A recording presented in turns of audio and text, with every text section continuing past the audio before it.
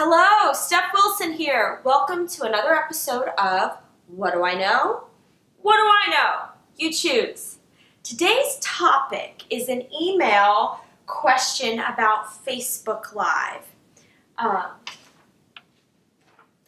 Laura from Hell's Kitchen asked me, why don't you do Facebook Live?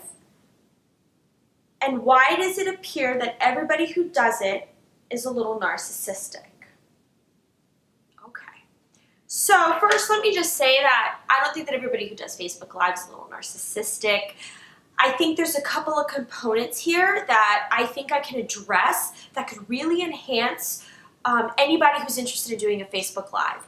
I personally don't do them because I'm not as big into Facebook as I used to be, and this is the platform that I feel intuitively called to use to express myself and share my creativity with you guys, and there's nothing wrong with those of you who want to use Facebook Live. So first, let me just address the fact that you clearly want to do Facebook Live, but I think that you're a little nervous about doing it. I think everybody is afraid of putting themselves out there, me included. And I love acting and making films and not only working in front of the camera or behind the camera. I love taking the stage. I love directing plays. Like, trust me, I love it. It's what lights me up. It's what makes me happy. But there is still a fear of putting yourself out there that exists that I ignore because I'm so in love with making movies and plays. And I think for anybody it's hard because I'm sure there's going to be people who are watching me right now going, I don't care for her. And you have to get to a place in your own journey where you're making creative content, be it artwork, a book, Facebook Live, YouTube videos, plays, anything, sculptures.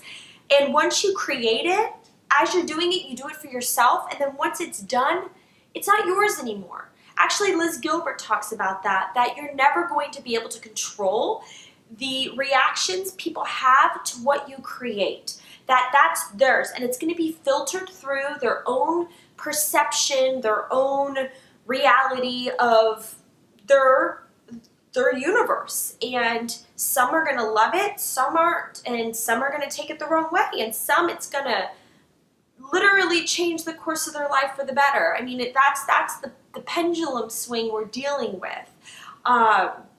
So I encourage you, if you feel called to express yourself, to go ahead and do it and to not worry about what people are going to think. However, I do see a little bit of a pattern with Facebook Live. And it comes maybe because I do a lot of directing, so I'm trained to always know what somebody's thinking about. Because when I'm working either myself as an actor or with people, and I'm asking them to be this character on stage, I can look, and it's called your third eye. It's your thinking eye.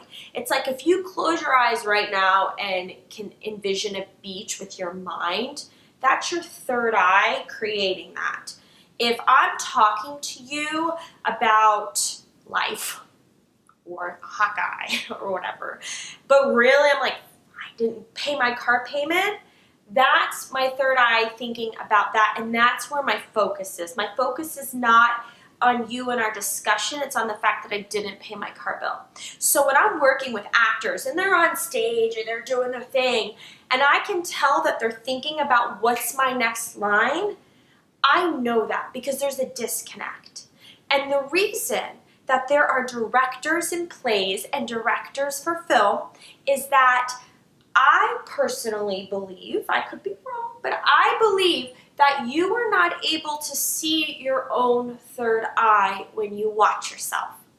So I can look at an actor and go, you're not in it. Where's your head? Your head, okay, what are you worried? Did you get in a fight before you got to rehearsal with your significant other? Like, what's your deal? Like, because you're not your character. It is not, you are not 100% present in who you are. And the thing with acting is that people always think, oh, you can act this way or act that way. No, a successful actor has to be that way. So you have to actually get on stage and be angry, be upset, be poor, be rich. You can't act like it. In order to be that, every part of your thought process in that present given moment has to be in that reality. It can't be on anything else. It can't be on, wait, my partner usually takes a step to the right in that blocking and they just went left. It can't even be that. You have to literally be living in your reality. And what happens with Facebook Live is that it's a mirror. So when you're looking in your phone and you're creating a Facebook Live, it's like a video selfie, right? And how many times when we take a picture, we're just like happy, and somebody's taking a picture, like, oh my God, and like later you're like, oh my God, I look so stupid. But you don't know that because you're in the moment and you're happy and you don't know how you look. But when you take a selfie,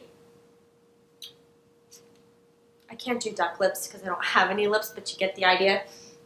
You know, I mean, you're focusing on what you look like, and it's so hard not to.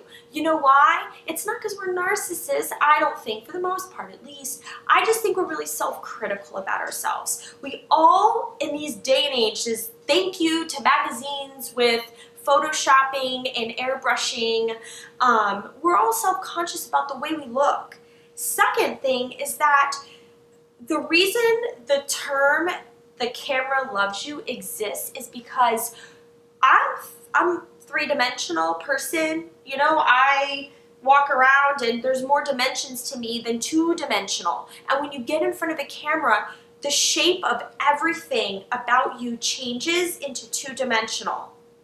And I have a really funny story about this because I went to a comedy club. I love, just even being a comedic actor, I love to laugh and I love to go see stand-up. And my girlfriend and I went to the Comedy Cellar in the West Village, and we were going to go see Jeff Dye perform. He was the headliner. And when we were walking in, the guy at the door is like, no phones, no cameras, I mean it, like I mean it. And I'm like, dude, calm down, like, okay, no problem. Didn't even dawn on me, all right, that sometimes famous people like to go and work their material and they don't always announce they're coming.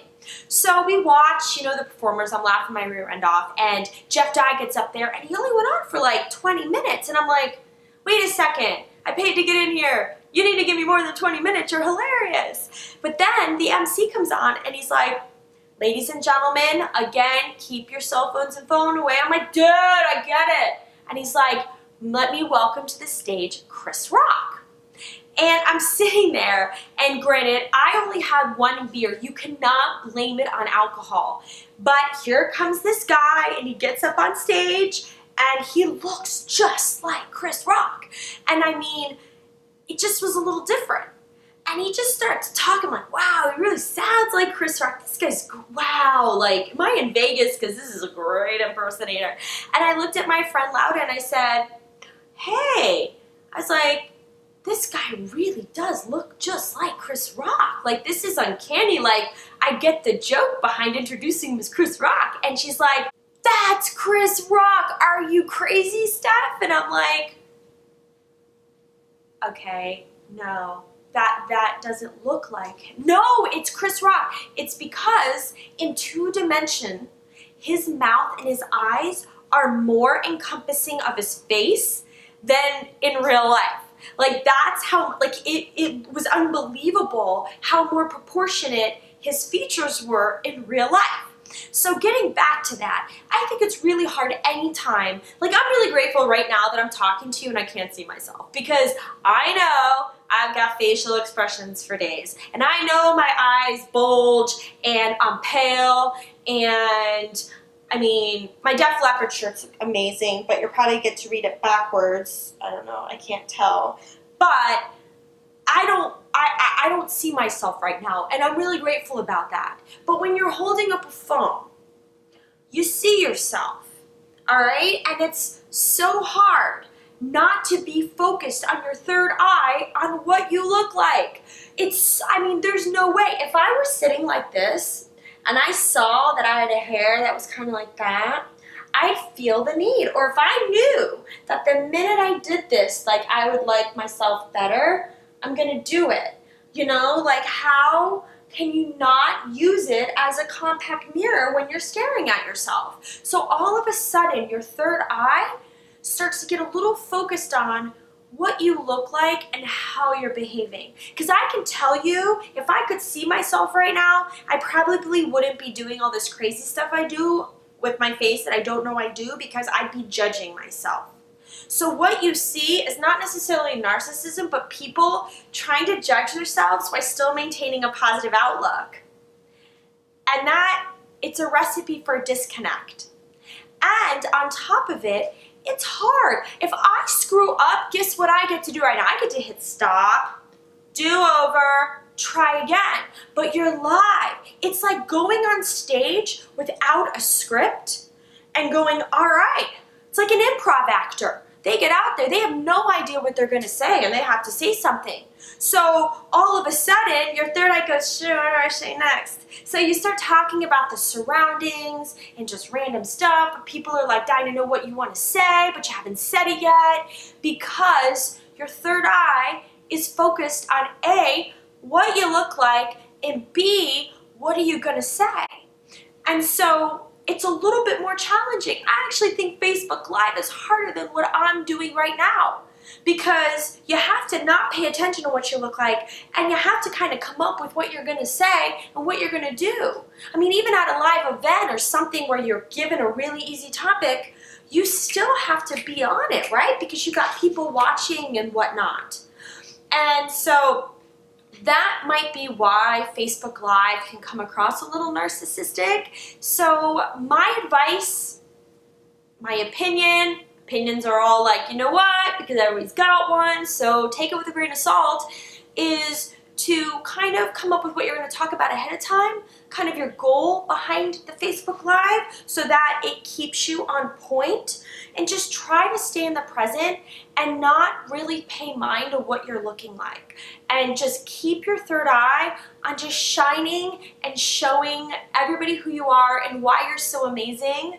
And I think that would kind of change the perception of how you could come across. And I really hope that if you're called to do it, you give it a try. If not, you can always create a YouTube channel, like me. Anyway, guys, that is my 2 cents on what do I know, or what do I know. Take care.